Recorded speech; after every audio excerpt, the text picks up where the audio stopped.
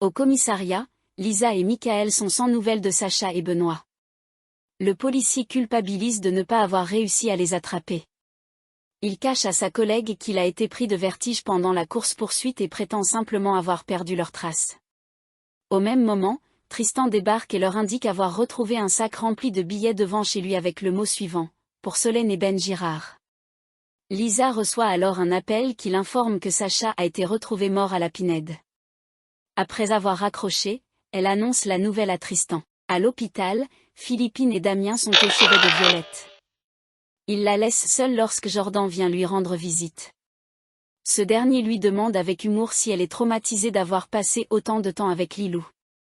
Violette avoue se sentir reconnaissante d'avoir été avec elle durant cette épreuve. Au commissariat, Martin transmet à Lisa les conclusions du légiste concernant la mort de Sacha. Il a été tué par perforation du crâne avec un objet pointu.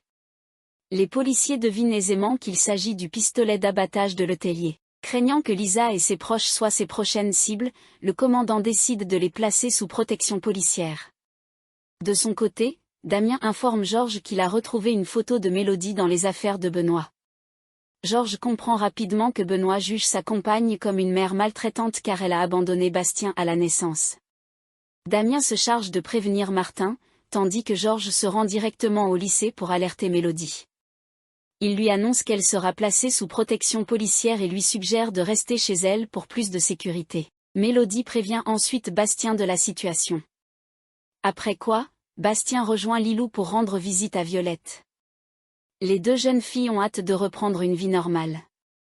Lilou appréhende néanmoins que tout le monde soit au courant de son secret.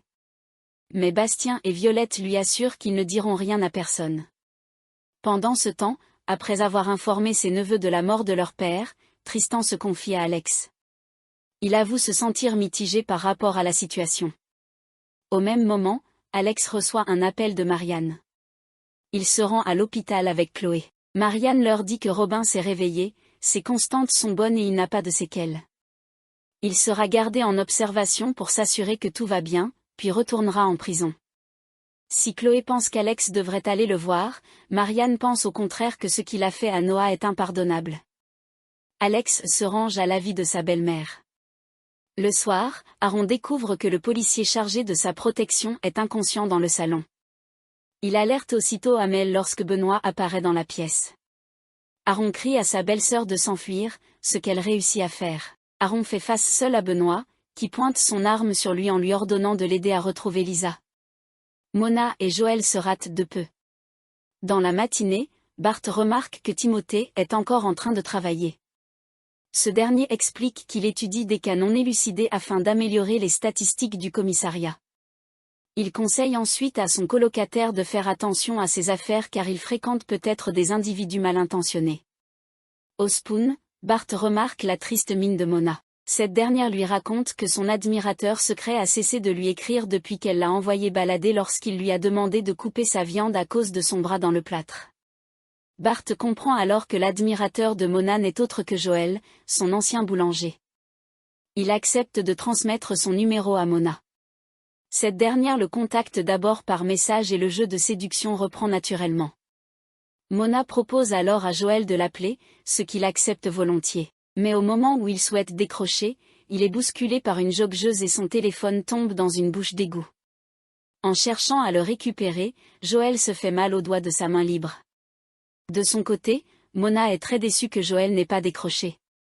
Nathan tente de la rassurer. Retournant en cuisine, Mona se coupe malencontreusement le doigt. Nathan l'emmène directement à l'hôpital, où Mona rate Joël de peu. Charles présente Rachel à sa mère. Au Little Spoon, Charles discute avec Valentine. Il lui annonce qu'il a l'intention de retourner travailler au domaine viticole avec Rachel. Valentine, quant à elle, explique qu'elle doit trouver une alternance. Charles propose d'en toucher un mot à Victor pour qu'elle la fasse au domaine viticole. Cela agace Nathan. Pendant ce temps, Philippine croise Victor au Spoon et cherche à savoir pourquoi il a accepté d'embaucher Charles au domaine viticole. Victor lui suggère de couper le cordon, puis l'accuse d'être la raison pour laquelle son propre fils ne lui parle plus. Le soir, Charles assure à sa mère qu'il sait ce qu'il fait et qu'il sait poser ses limites. Au même moment, Rachel arrive pour dîner. Charles la présente officiellement à Philippines.